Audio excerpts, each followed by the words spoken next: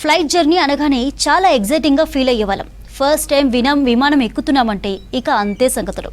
అయితే ఇప్పుడు ఆ పరిస్థితులు మారిపోయాయి. రోజు రోజుకు ఏవియేషన్ ఇండస్ట్రీ అభివృద్ధి చెందుతున్న విమానాల్లో సమస్యలతో ప్రయాణికులు ఇబ్బందులు ఎదుర్కొంటూనే ఉన్నారు. ఇక అహ్మదాబాద్ దుర్ఘటనతో విమానం ఎక్కాలంటేనే భయంగా ఉందంటున్నారు ప్రయాణికులు.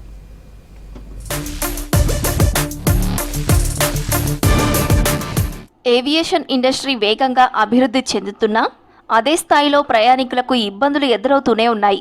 ఫ్లైట్ డిలే అవ్వడం, గంటల తరబడి ఎయిర్పోర్ట్లోనే ప్రయాణికుల్ని కూర్చోబెట్టడం, పలు అసౌకర్యాలు ఎదురవ్వడం కామన్ అయిపోయాయి.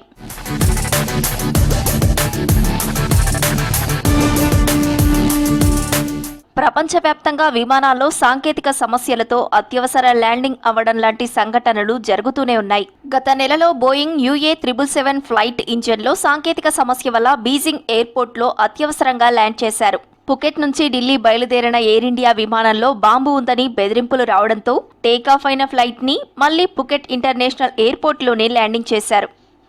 ఒక బాధాకరమైన విషయం ఏంటంటే ఏదైతే క్రాష్ అయిందో ఫ్లైట్, దానికి 2 ప్రాబ్లమ్స్ ఉండే అని ఆల్రెడీ మెయింటెనెన్స్ ఇంజనీర్స్కి వాళ్ళకి తెలిసిన విషయం యాక్చువల్లీ అది. But third one started actually. Already 2 problems ఉన్నప్పుడు first of all they should not fly that. Actually they should not really, it should not take off. అలా ఇలా పర్మిషన్స్ ఏవియేషన్ వాళ్ళు యాక్చువల్లీ వాళ్ళ యొక్క అభిప్రాయం తెలిపజేసినా కానీ maybe they was absolutely negligence of the people of the airlines. కాబట్టి ఇది usually ఏమవుతుందంటే ఎప్పుడైతే మనం ఫ్లైట్లో కూర్చుంటామో వాళ్ళు ఏసీ ఆఫ్ చేస్తారు. They switch off the AC for some time because when it takes of దాంతో కొంచెం అన్కంఫర్టబుల్ ఉంటుంది ఆ few seconds. But they could not maintain that. It took off and then it was a crash landing, which is a very sad thing.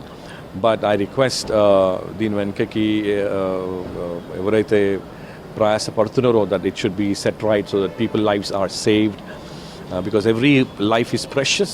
కాబట్టి ఇది we have to really take care, and at the same time I request the airlines to please look into this and make sure that we don't do this and repeat this, because people will be, it will create fear for people to travel in these kind of flights.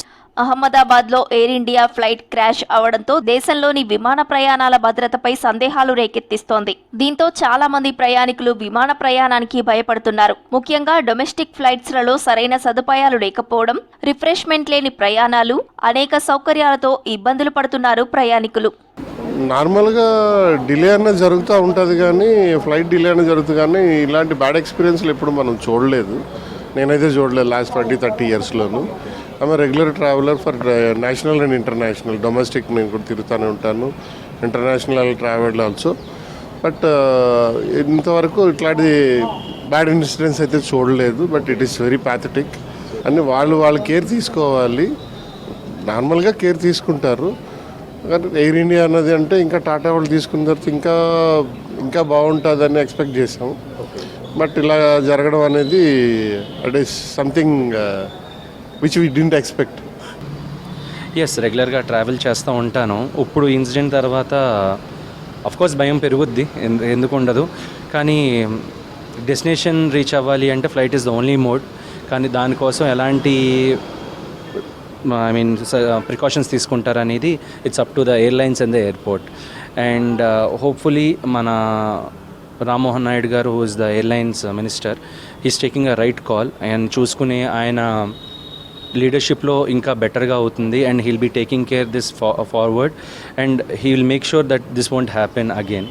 కొన్ని విమానాల్లో technical సమస్యలు ఉన్నప్పటికీ తనిఖీలు చేయకుండానే వినియోగిస్తున్నారని అహ్మదాబాద్ సంఘటనతో బయటపడింది. దీంతో విమానయాన సంస్థల తీరుపై విమర్శలు వస్తున్నాయి. అయితే ఎక్కడో ఓ చోట ఇలాంటివి జరగడంతో ప్రయాణాలను వాయిదా వేసుకుంటున్నారు. విమానాలు ఎక్కకుండా ఉండలేం అంటున్నారు మరికొంతమంది ట్రావెలర్స్.